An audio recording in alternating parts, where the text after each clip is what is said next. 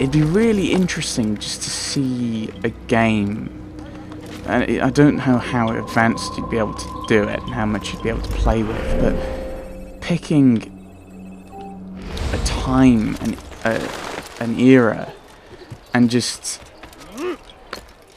you assassinated certain characters from history in it, and you played out history, what based on the choices you've made, the assassinations you've done. It'd be rather interesting, actually. I'm not sure what era you'd be able to do. I mean, World War II is kind of a classical one, just with the number of major political figures you've got. Obviously, Churchill, Roosevelt, Stalin, Hitler, Mussolini, de Gaulle. You've also, though, got Montgomery, Patton, Eisenhower, Rommel, Goering, all these other characters, these major players in the political spectrum that was the world and World War II. That could be just because they campaigned for different things. So you're somewhere you shouldn't be. Leave before you get hurt. Says you.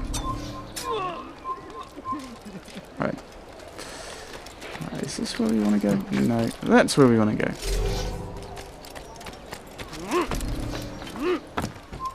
Leave, peasant, before I make you.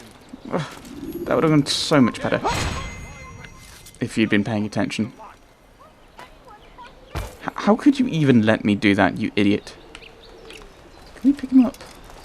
No, I think no. On the loading screen just before I started playing, it said you can confuse guards and be stealthy by throwing people off rooftops, but you can't do it with the. Whoa! My head just went through this wooden bit. Come on, brain. What were you sentencing? Sentence. Come on. Sentence. It's gone. Oh, you can throw people off roofs. So I was wondering if it was bodies, but I think it's just off the grab. Whee! Stop it, please! You're hurting me! Right, so we've got a pickpocket. I'm wondering whether to do the missions as I find them, the investigations, and then once I've done 3, just go back, because that'll speed the game along a bit. Because going through all the viewpoints is not a huge issue. Won't anyone help me? But doing that would kind of distract me from doing a bit of history. So I need to think about it. So I will go to the viewpoint up here while I think about what to do. I'll have your hands for that. Stop it, Oh please! dear. You're hurting me! Won't anyone help me? You dare The steal viewpoint's my just presents. there, That'll isn't it? cost you your life.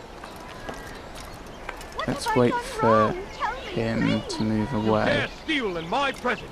That will cost you your life. What have I done wrong? Tell me, please. So, yeah, I think I will do some history.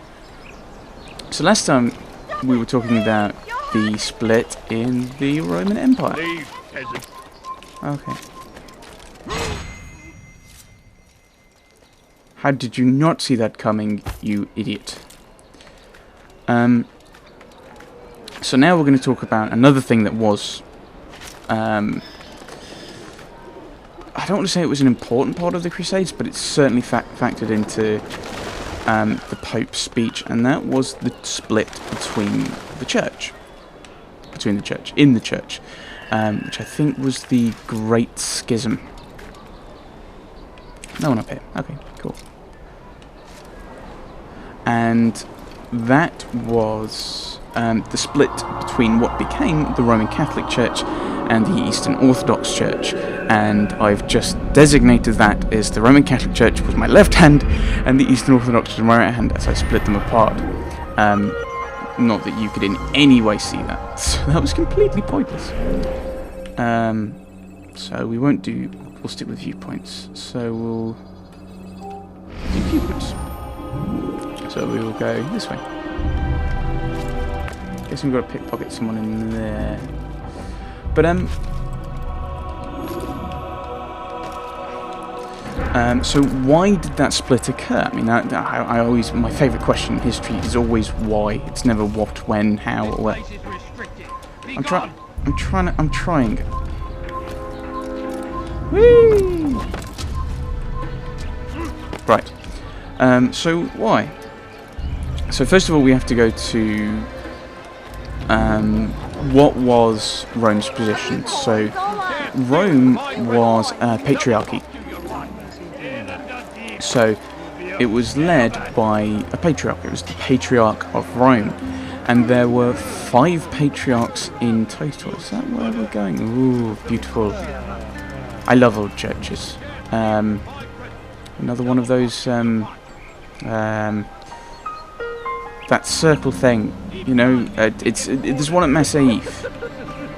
I'll show that to you if I remember. I think I have already done it in one of my videos, so maybe splice. So the other 4 patriarchies were Alexandria, Antioch, Jerusalem, and Constantinople. Is it this like cathedral-y type thing where we have the next one? Whee! Damn fool must be out of his mind.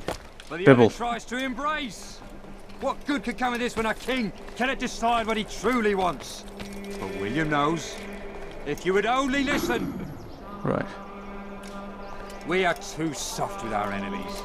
With one hand we engage Lime. them, but the other tries to embrace. Yeah, that's interrogation. Oh, so you don't even need to do the But William knows. If you would only listen. I don't know. What am I What do doing? we have to show for it? Graves and widows and orphaned sons. King Richard So, promises a better morrow, and so unspoiled actually, land and new originally, beginnings, Rome but had he a kind of delivered only special death. position out of the patriarchs, William because of Montfort had a vision. So while way to there was a end lot our of kind of pain. debate Jim we should follow. going Jim will lead on us to amongst victory. the Eastern-ish, William of the Montfort Easternish had a churches, vision. Easternish So way to end our patriarchies, pain. so Antioch, Jim we should Alexandria, follow. Jerusalem, and Jim will Constantinople. lead us to victory.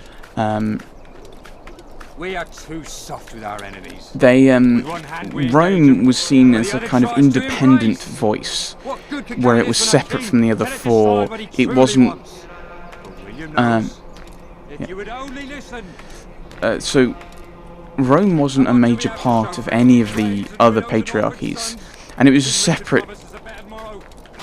It was separate to them. So, Altair, what are you doing? Okay, we go the other way. Let's go the other way then. Widows and orphaned sons. King Richard promises a better morrow, unspoiled land and new beginnings, but he's delivered only death. How come I can't go around? We are too soft with our enemies. With one hand we engage them, but the other tries This is very insightful, isn't it? What good could come of this when a king cannot Right. decide what he truly wants? I think we're gonna have to go down and find another way up, because I'm not, it's not letting me go much. Will it go around? No, I can't go around a corner. And I can't go up this way, can I? No. Okay. We are too soft with our So let's go enemies. down. With one hand we engage them, but the other tries to embrace. What good could come of this when a a bit king further down than I cannot thought it would. decide what he truly wants? But William knows. If you would I think that's the only way I listen. went up, wasn't it? And what do we have to show for it? Graves and widows and orphaned sons. King Right. Richard promises a better morrow. So Rome was unspoiled an land and new independent beginnings, patriarchy, so it was invited to a lot of the debates in We are the too soft with our enemies. Eastern The other patriarchies, tries to embrace. it was seen as an independent voice, unaffected by the various arguments and the various lobbyists, as it were, of the other. No, don't do that. Of the other patriarchies. So that independence almost was a boon to it, because it meant that are they all the same like that? Good. Hate to have to go up the correct one. Because no, it's this way. And so it was a fairly important